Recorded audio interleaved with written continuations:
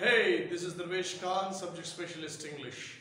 Today, the purpose of this video is to teach Introduction to Components of Language.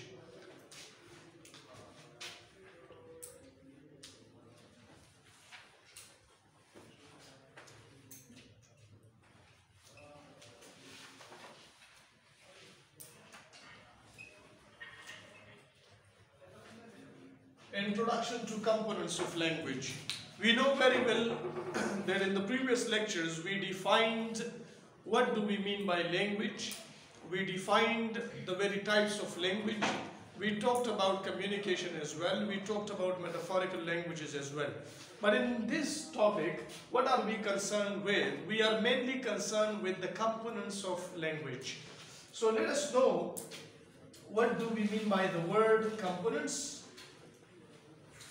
And what are the basic components of language that we really understand in this lecture? You must understand that we talked about language, that language is called the medium of communication between two participants, participant A and participant B. We talked about it that participant A, if he becomes the speaker, so participant B becomes the listener. If A becomes the writer, so participant B becomes the reader. We come to know that it is not one-way communication, but rather it is two-way communication. It is two-way communication. So introduction to components of language. In this we will talk about the very message, that how a message is composed. Suppose A conveys a message to B. So what is there in that message? And how this message is framed, how this message is formed. This is a question. So in components, we will see the very components of what? Of message. What do we mean by the word components? Components means parts. What does it mean? Parts. And parts means, it is the plural form of part, which means hisse. Hisse of what? Hisse of language. For example, if I say components of language, let me just sketch one thing to you people. That when we talk about alphabets, so these are alphabets that contain sounds and symbols, which are called letters.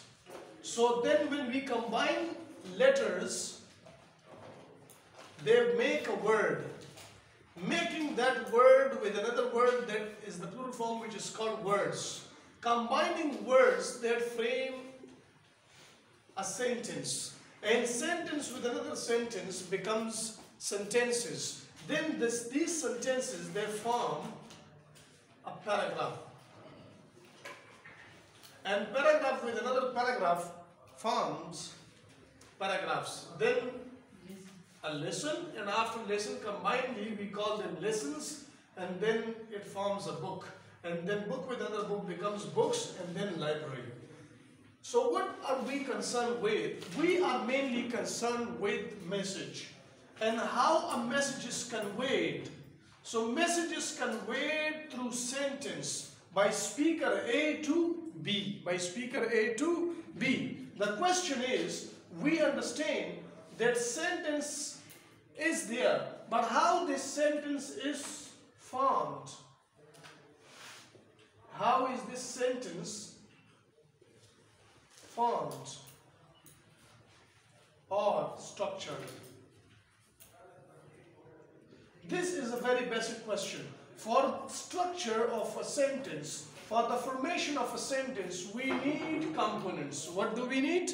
Components. Now, components of language, it means that the purpose of language is to convey a message. In order to formulate that message, we need some components that they make a message. The message is given to B by A with the help of a sentence, So when a sentence is spoken or when a sentence is written, that sentence contains a message.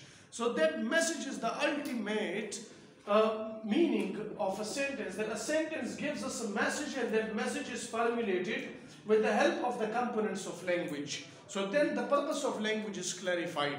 So we come to know that components of language, the word components, it means parts.